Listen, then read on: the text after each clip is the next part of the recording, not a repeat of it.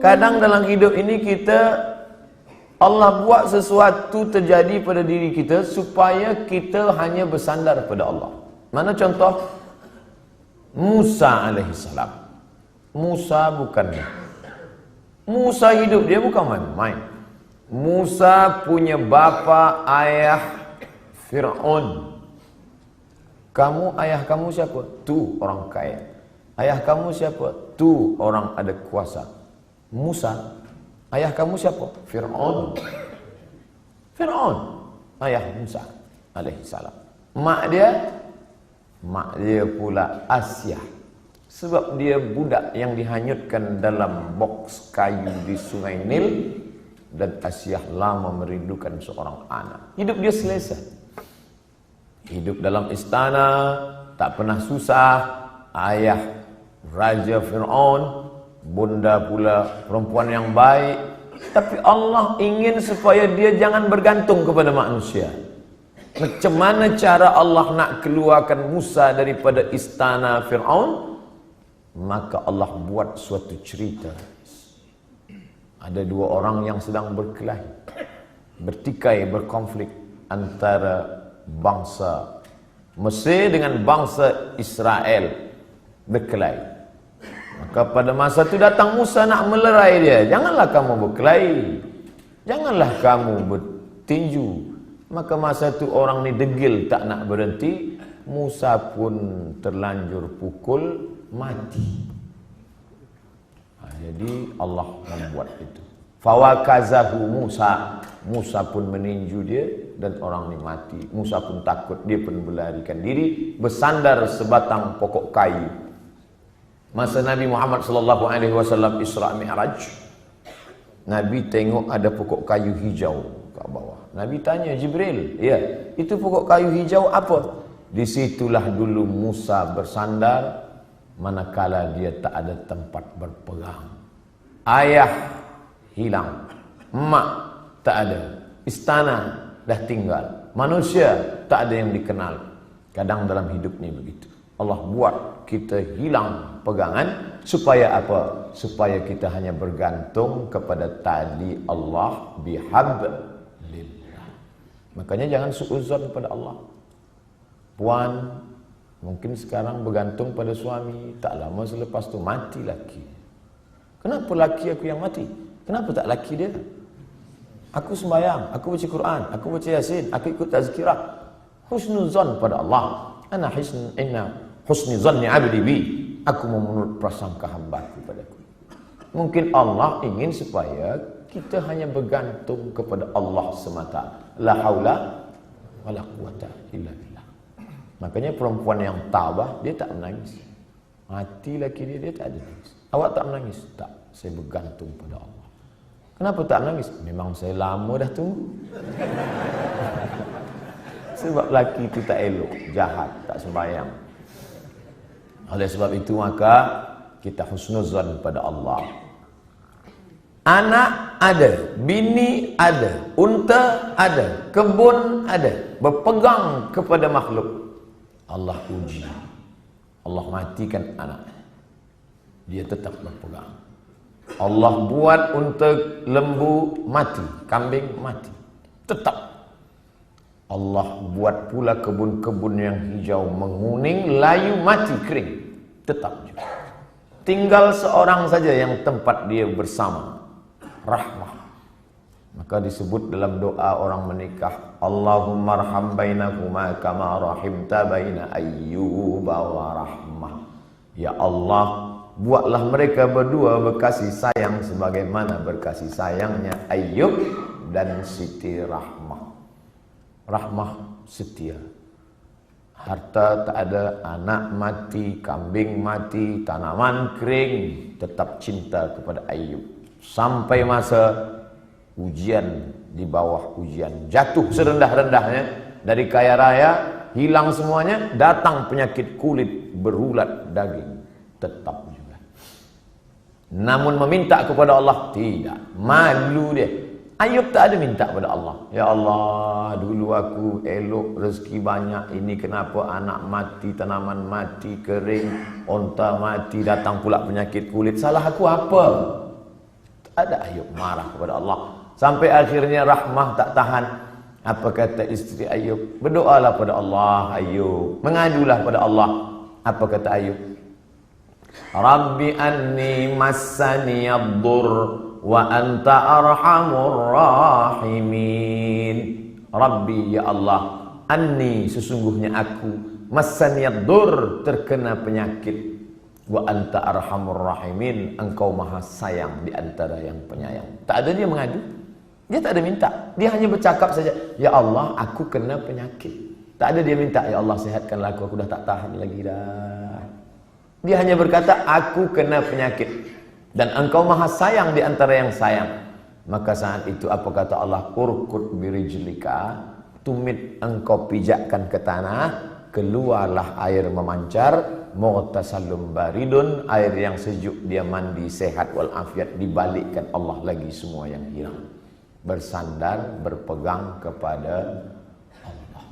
Tak ada jalan lain. Hablum minallah. Faqsusil qasasa, ceritakan kisah-kisah itu hai Muhammad sallallahu alaihi wasallam. Ceritakan kisah-kisah itu wahai Abdul Somad, supaya apa? La'allahum yatafakkarun, supaya manusia ni berfikir, jangan dia sangka dia saja yang diuji Allah. Bahawa nabi-nabi dulu pun ujian hidupnya luar biasa. Mereka luar biasa. Kalau Ustaz Abdul Somad biasa di luar. Di Sumatera, di Kalimantan, di Sulawesi, di Papua, saya bagi tazkirah di luar. Orang dalam masjid, saya di luar. Di Padang, di Malaysia, alhamdulillah di dalam. Berpegang kepada Allah Subhanahu wa taala. Datang risau susah hati. Kemana risau hati nak dialamatkan? Ambil air sembahyang, menghadap kepada Allah, angkat dua tangan, Allahu Akbar. Kadang ada orang ini, dia nampak kita tenang, macam tak ada masalah dalam hidup, tapi dia tak sembahyang, dia tak baca Quran, dia tak berzikir. Kenapa dia tenang? Rupa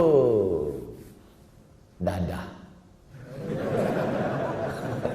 Patutlah tenang. Nak gila dah. Tidak ada jalan lain. Sebenarnya orang yang minum khamar tu yang nak dia cari apa? Ketenangan. Orang yang pakai dadah tu sebenarnya yang nak dia cari apa? Ketenangan. Orang yang makan itu ini sebenarnya ketenangan. Maka ketenangan semua ini palsu. Ketenangan ini tidak ada yang betul. Saya sampai office pukul 7. Biasa office cepat hari itu saya sampai. Ada seorang kaki tangan, Ustaz Somad cepat sampai. Ya, ada yang saya nak tanya pada Ustaz. Sebenarnya lama saya dah nak tanya, cuma malu di majlis. Ini kita tak ada orang lain, saya nak tanya. Apa? Saya kalau dengar lagu dangdut tenang hati saya. Kata saya, ini tak betul. Ketenangan yang betul adalah tenang masa berzikir, tenang masa berselawat. Kadang kita ni jaga pagi tidur, sempit rasa hidup, tak tahu entah apa yang menyusahkan hati. Maka lapangkan. Orang lain dia kata, bila anda nak tenang, pejamkan mata, tarik nafas, tarik, tahan. Kita tak diajarkan macam tu. Kita diajarkan hadapi hidup ini, serahkan pada Allah Subhanahu wa taala, berzikirlah. Apa zikir? Kata ustaz ini banyak-banyak berselawat. Bila engkau susah hati, banyak-banyak berselawat. Allahumma salli ala sayyidina Muhammad wa ala ali Muhammad. Allahumma salli ala sayyidina Muhammad wa ala ali Muhammad. Allahumma salli ala sayyidina Muhammad. Kata ustaz ini pula, banyak-banyak berzikir. Afdhaluz zikri fa'lam annahu la ilaha illallah. Kata ustaz ini pula, yang paling elok tu tasbih. Subhanallah bihamdihi, subhanallahil azim, subhanallah. Jadi awak amalkan yang mana? Itulah ustaz. Sampai hari ini satu pun saya tak amalkan. Habib ini cakap banyak selawat, ustaz ni cakap banyak zikir tahlil. Ustaz, pilihlah. La ilaha illallah 1000 elok, selawat 1000 elok, istighfar 1000 elok. Malulah mana-mana nak bawa tasbih. Tak usah pakai tasbih, pakai tangan. Subhanallah, alhamdulillah, la ilaha illallah, Allahu akbar, Allahumma shalli ala sayyidina Muhammad. 3 kali pergi umrah, 3 bawa tasbih balik, 3-3-nya tergantung di kereta. Patutlah kereta tu yang tenang. Yang punya kereta risau. Kita berzikir supaya Allah turunkan ketenangan. Letak tenang tu di mana? Di hati. Yang punya hati ni siapa? Allah. Yang menurunkan ketenangan dalam hati siapa? Wallazi anzalas sakinata. Allah yang menurunkan ketenangan fi qulubil mu'minin, ke dalam hati orang yang beriman.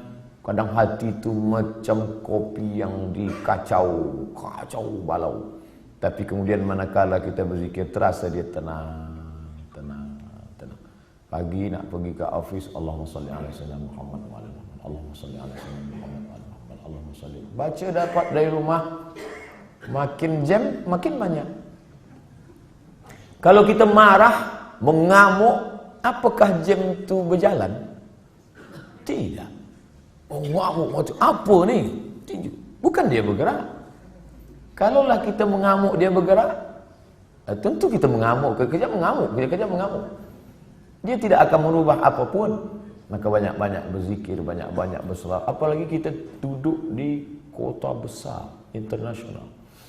Nak berangkat pagi, jam, balik jam, di tempat kerja pula banyak masalah. Bila lagi kita nak dapat ketenangan? Maka tak ada jalan lain kecuali hablum minallah. Berzikir. Saya malu nak bawa tasbih, ustaz. Okey, ada yang sekarang dipasang macam ring cincin, okey. Subhanallah, subhanallah, subhanallah. Tenang, terasa tenang. Subhanallah, subhanallah. Dapat 100. Subhanallah, subhanallah. Dapat 200. Dapat 1000, ambil gambar.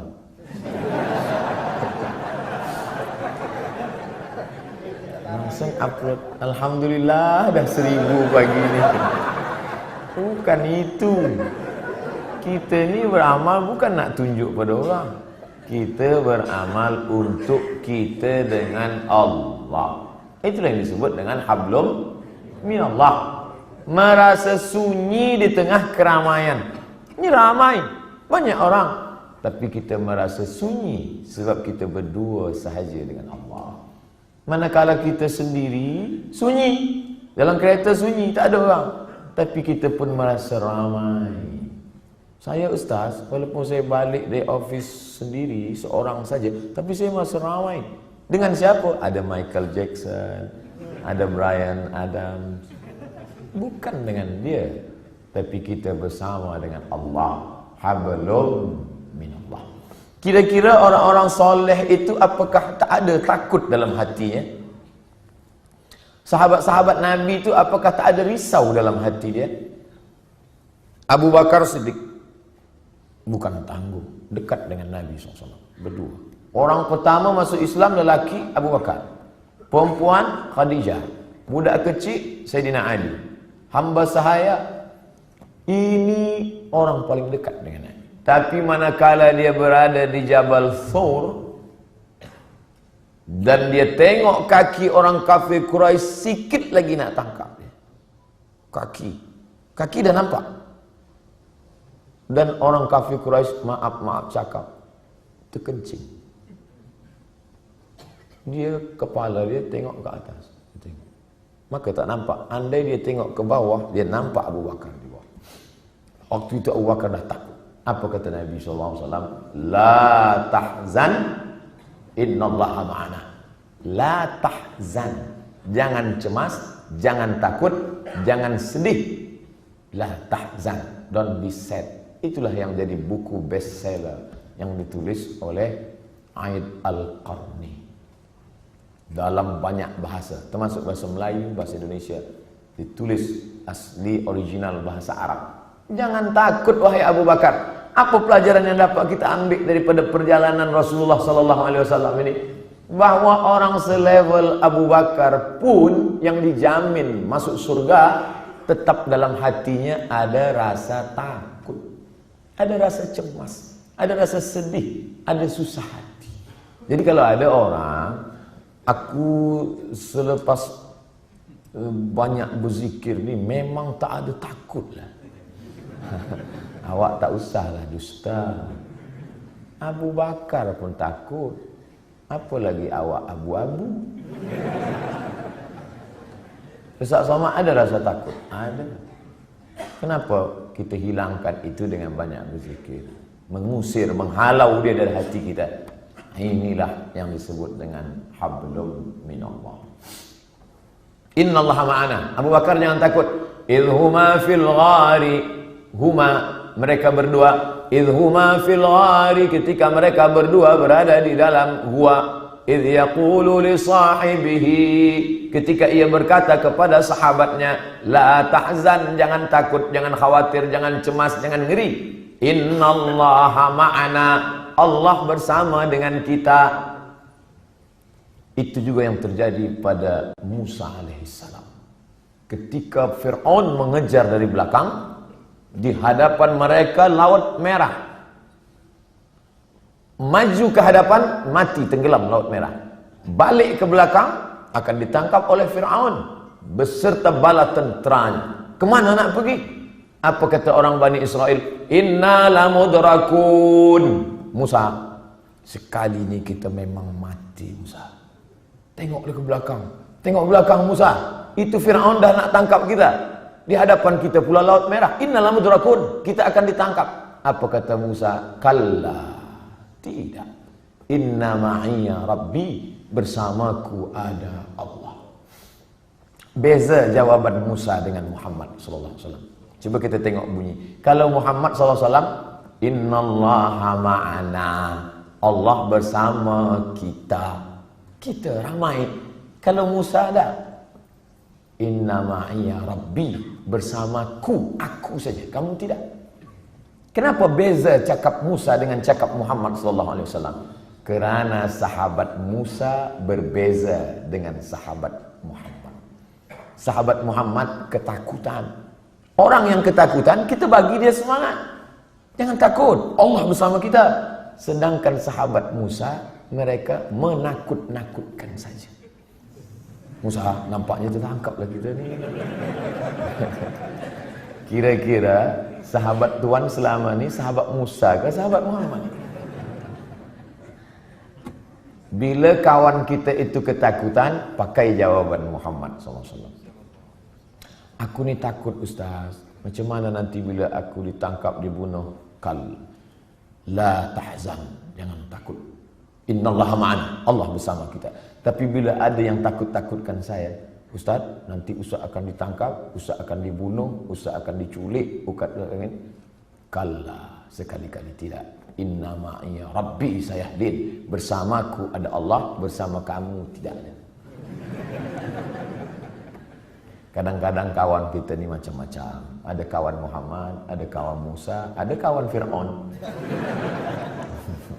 Makanya kita tengoklah nanti di hadapan. Bila dia, kita tahu dari bunyi cakap dia. Kalau dia takut, engkau lah yang dikatakan Ustaz semalam. Nampak-nampaknya engkau ni kawan Fir'aun.